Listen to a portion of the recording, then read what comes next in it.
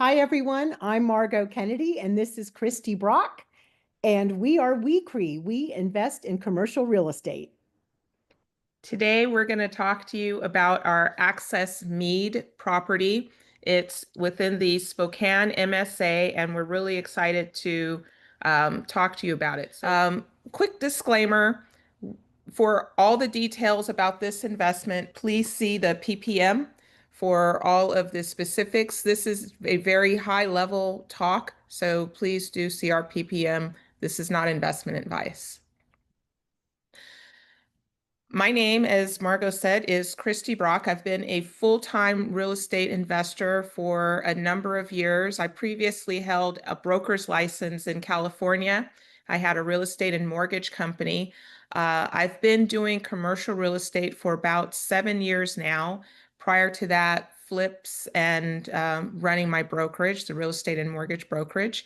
I've raised a lot of money for deals. I've been involved in a lot of deals, but currently, Margot and I are partners, and we are heavily focused on self-storage. Mead will be our third property, our third self-storage deal. Margot. I have a lot of years of experience in a lot of different aspects of real estate. I've done everything from being a residential realtor to commercial retail leasing, managing senior housing, capital project coordination. I've been a controller. And I've also done fixes and flips, both for hold and resale. And I currently have partnership interest in 500 doors across 7 multifamily projects, in addition to the self-storage that Christy and I share. And I'm past GP on 2 multifamily projects. Right. And Margot and I have been partners for about 3 years now. When we first got together, we both had solid backgrounds in multifamily and commercial, and decided self-storage is a great asset class and it has tremendous returns. So this is why we're currently focused here. Access Mead is 268 units of non-climate controlled self-storage in Mead, Washington. We are purchasing the property for 4.65 million, and we expect to hold it for about 5 years with an exit value of 7.25. We have 3 different asset classes that we're offering on this: Class A, B, and F. And we will get into the details of that a little bit later on in our presentation. So why self-storage? What makes self-storage such a great asset class? First of all, people who use self-storage are what we call sticky customers. And what that means is that when people move their things into self-storage, they tend to forget about them. And a lot of people move in with the intention of using them for 6 months or a year and end up many, many years later still paying for it. And it doesn't cost that much. So, a 5% increase a couple times a year doesn't amount to much. No one's going to move over $5 or $6. It's just not worth it to get all your friends together, buy them pizza, find someplace else that's more affordable. And so people just don't do it. Another thing that's great about it, and we particularly like this, having come from the multifamily world, is the 3 Ts: no tenants, no toilets, and no termites. That greatly simplifies the whole management aspect of self-storage. It's also a very recession-resistant asset class. We'll talk a little bit more about this in a slide later on, but occupancy does not seem to be terribly affected by recession or economic downturns.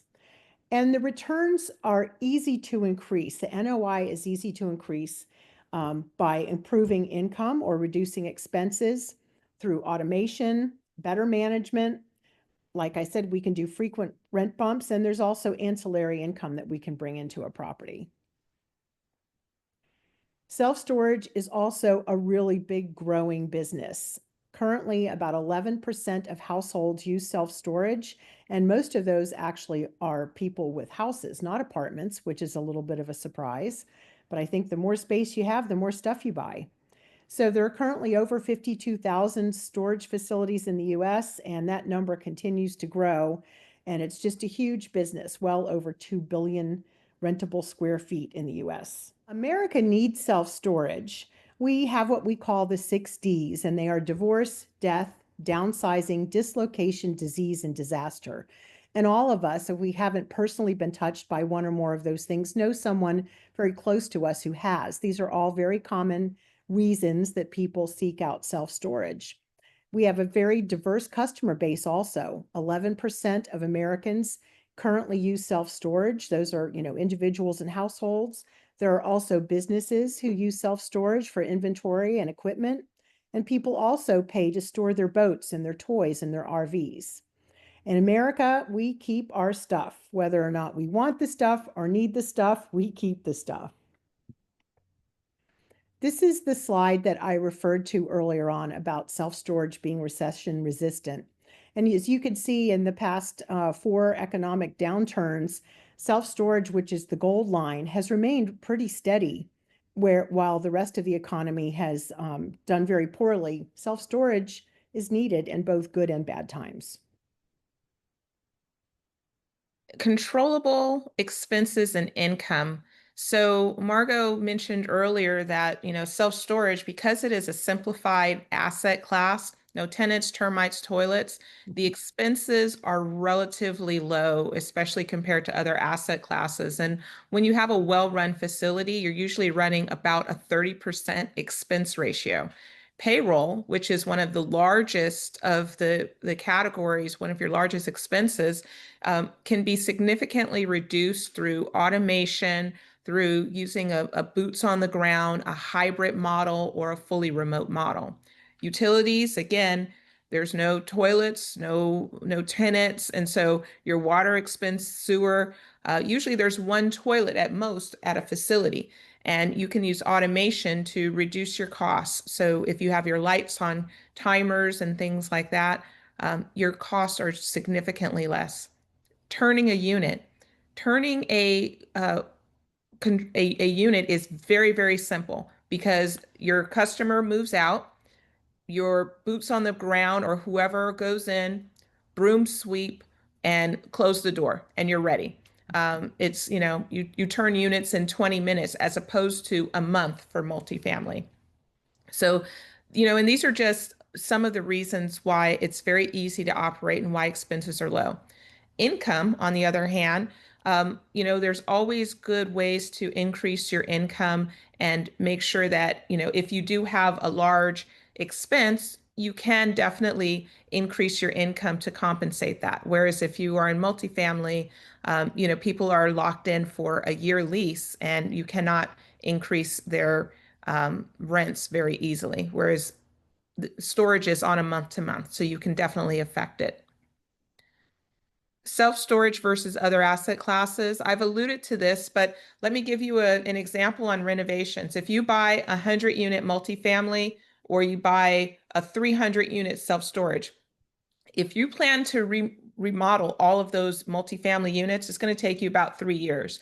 Your cost on day one and unit one is very low and predictable because that's what you plan for. But by the time it's year three and you're doing that 99th or 100th unit, your costs have definitely increased. And in these days and times, it's very difficult to control that. In self-storage, we get our bids up front. All the work is done within 6 months, 9 months at the very longest, and we have greater assurance of what our costs are. Um, so again, and it's easy for us to adjust to expenses. We have month-to-month customers. Uh, you saw the graph for how self-storage performs in a recession. Very steady, whether your economy is going up or down, people use storage. And again, very easy to manage. So great asset class, huge upside. We're buying facilities that have had the same owner for 10, 20, 30 years, as opposed to other asset classes that have been flipped a lot. America loves their stuff. They're not getting rid of their stuff, even when they really should. We keep our stuff, recession resistant, easy to manage, and a great option. So these are just some of the reasons why we really love storage. So, what do we like about this deal? So this property is located in Mead, Washington, which is about 10 miles north of Spokane. And it's right in the path of progress, which is great. There's a lot going on there, new freeways being built and lots of development of housing areas. The facility is about 45,000 square feet on 2.5 acres, and it's a well-traveled road with lots of high visibility, 268 non-climate control units that were built in 1986, and they currently have an 81% physical vacancy, but their economic vacancy is only 62%, which gives us something to work on.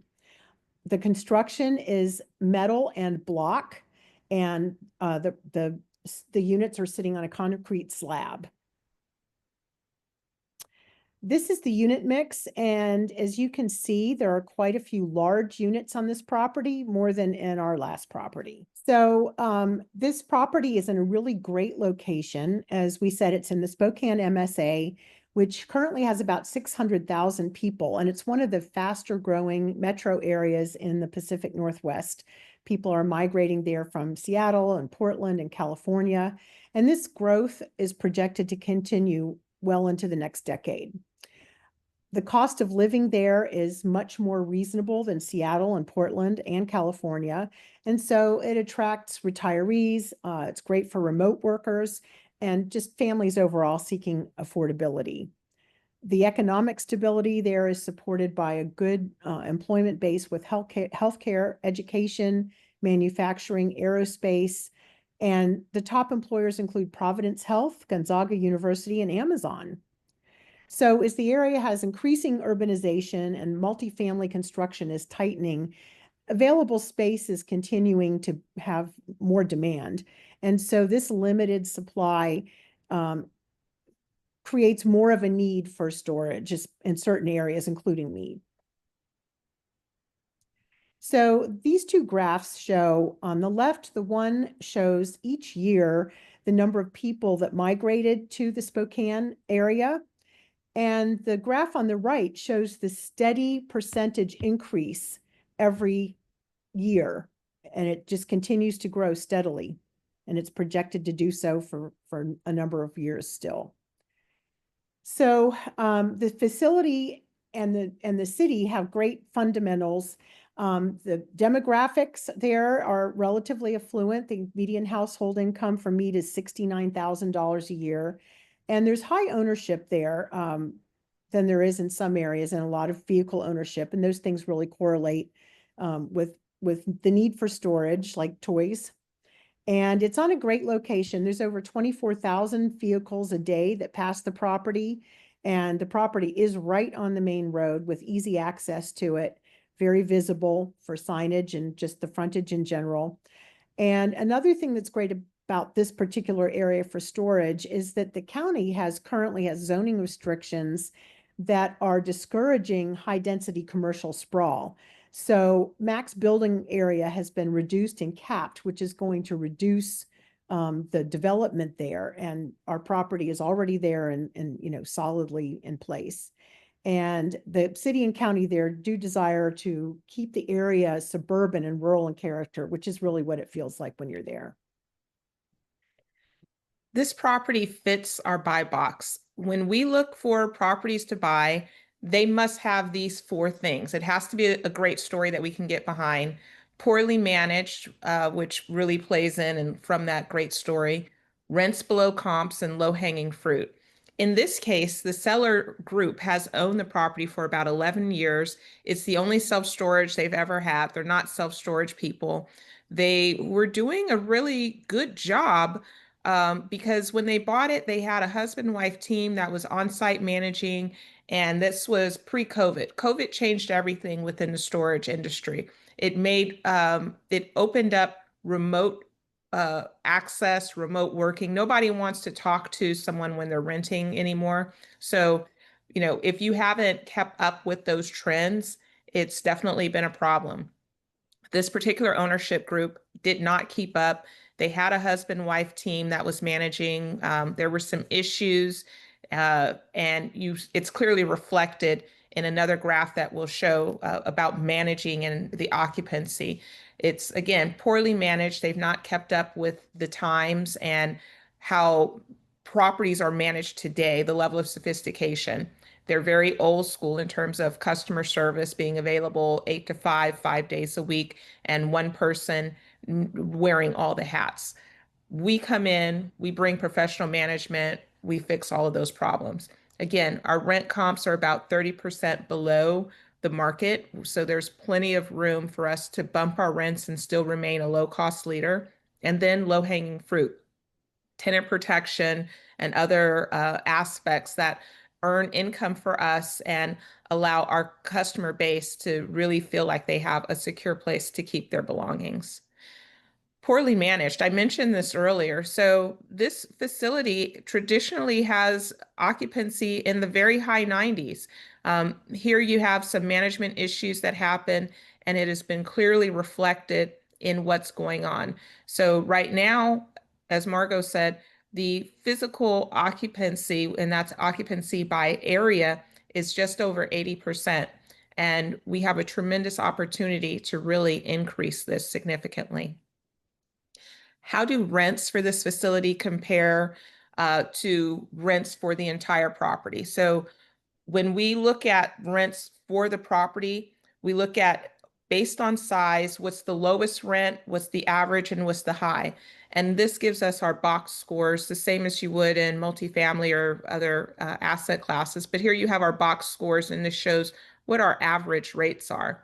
Why this is important, we'll see a little bit another slide how it compares to the local market. But what I do want to point out is our very small units have a high vacancy, and then we have a 20% vacancy in our 10 by 20s. And the 10 by 20s, this is what we have the most of. We have several categories with no vacancy whatsoever. They also have very low rents. Definitely gives us room to play with increases here. How do rents compare to the local market? So on the top line, we have Discount Mini Storage, which is the facility we're purchasing. And then we have the nearest competitors. And I'll point out Pay and Pack here. This facility is directly next door. It's about 10 years old, and their 10 by 20s are going for 175. We have a lot of room at 122 to increase our rents 10%, 20%, and still be well under the 175 that our nearest competitor is doing.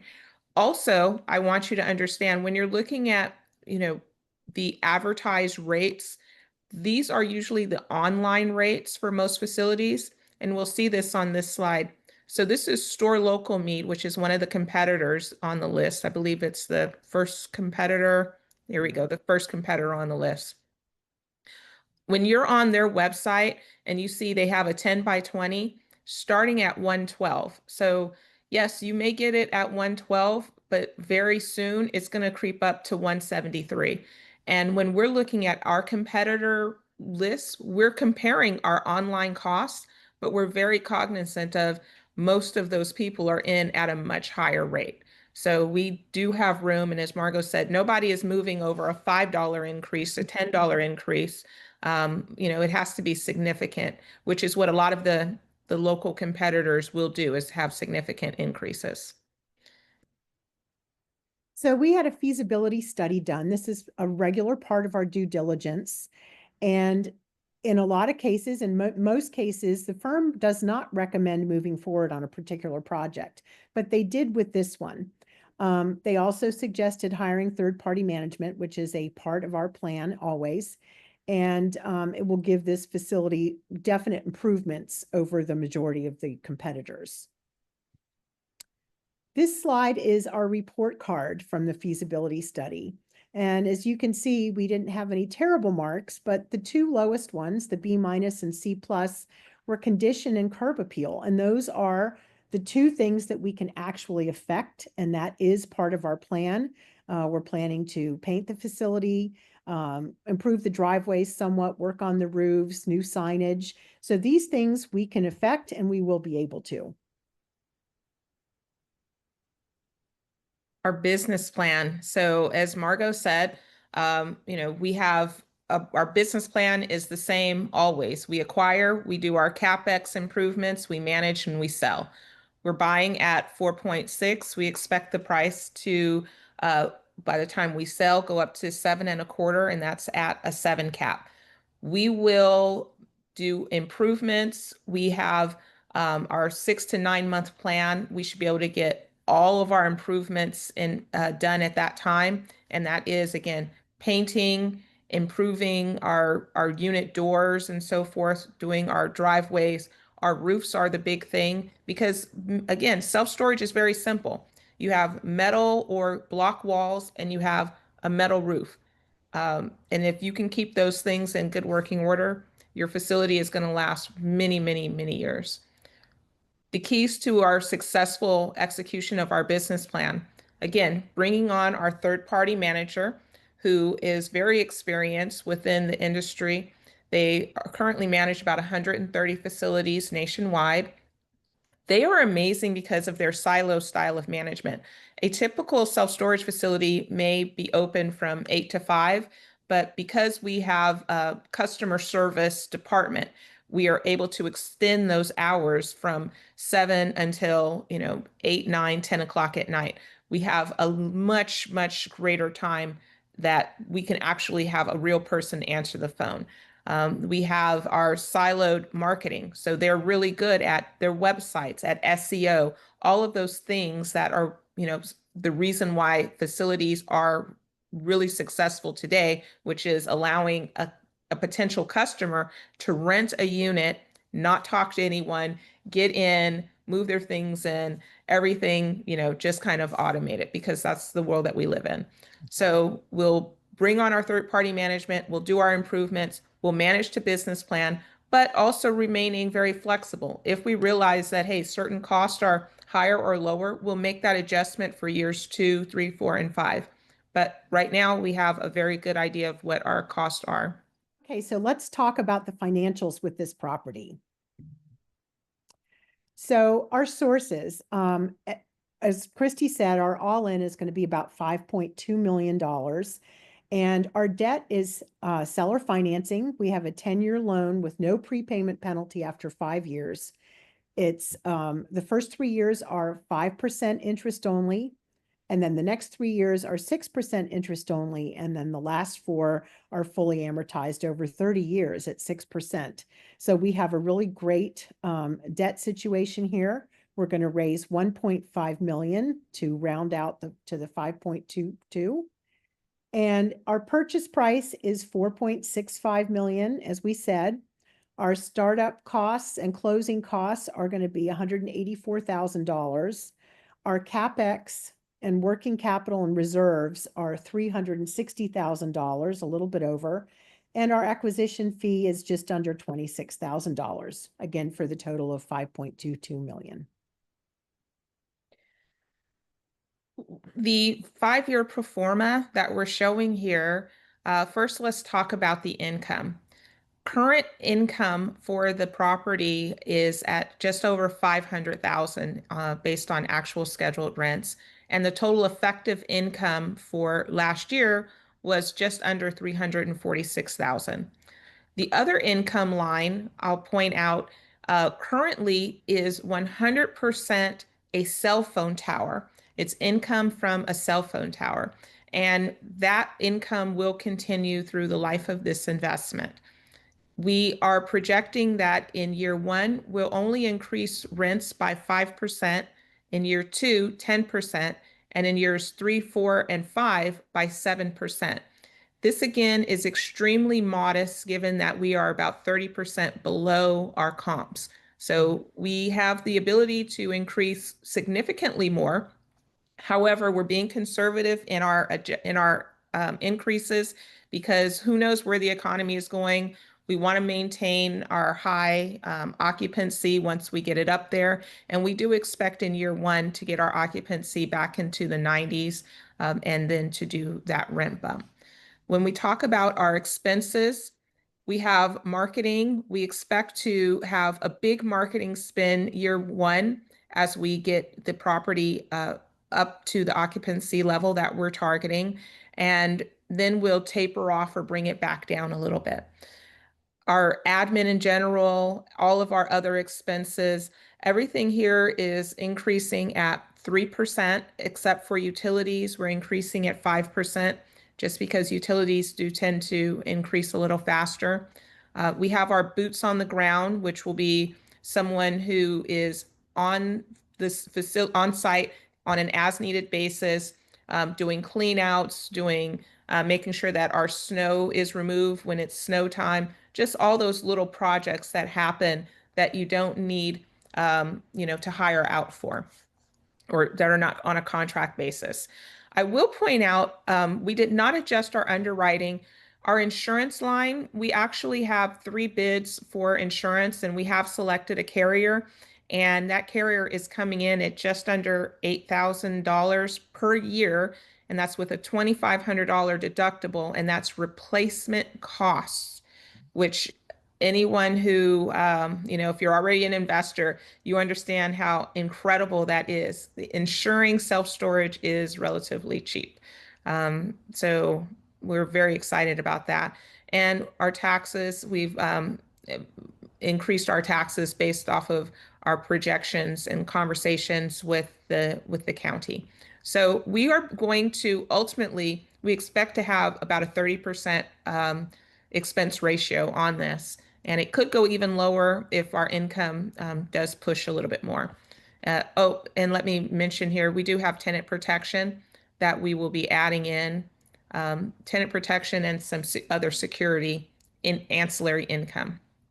So overall, our expectation is we're buying at about 250 in NOI, and over 5 years, we expect to double that.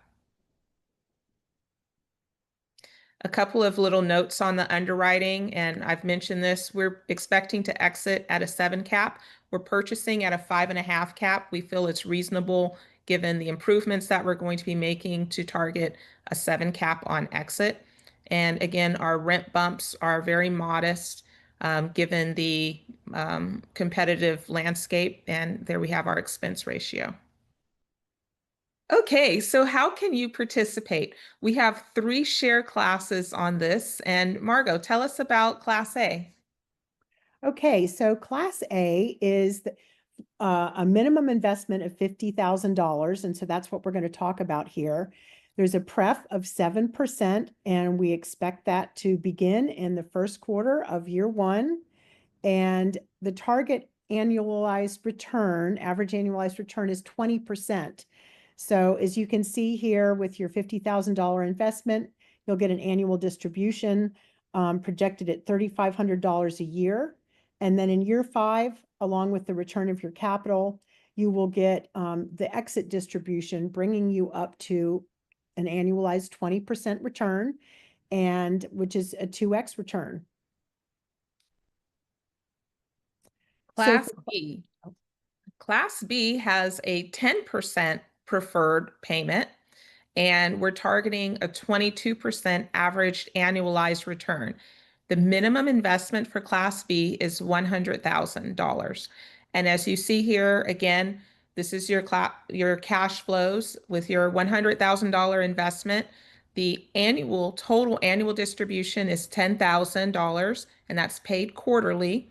Then you'll receive your return of capital, and $60,000 is your projected share of capital on exit from the increase in equity, which brings a total average annualized return of 22%. And here we have our Class F. Class F has a $250,000 minimum investment. We're targeting a 24% average annualized return, and it's paying a 12 pref. So on 250,000, you can see what your cash flows would be. You have $30,000 a year in income distributions. The capital is returned to you at the end of year 5, and your share of equity from the increase in equity from the sale would be 150,000. So this again is targeting a 12% cash on cash return, an overall 24% averaged annualized return. Very solid returns for our larger investors. How to invest. This opportunity is open only to accredited investors. And in order to invest, please connect with us either using the QR code or the link that you received in the email where this presentation was shared with you. Thank you so much for watching. And as always, if you have any questions, give us a call or schedule a Zoom. Thank Thank you. you.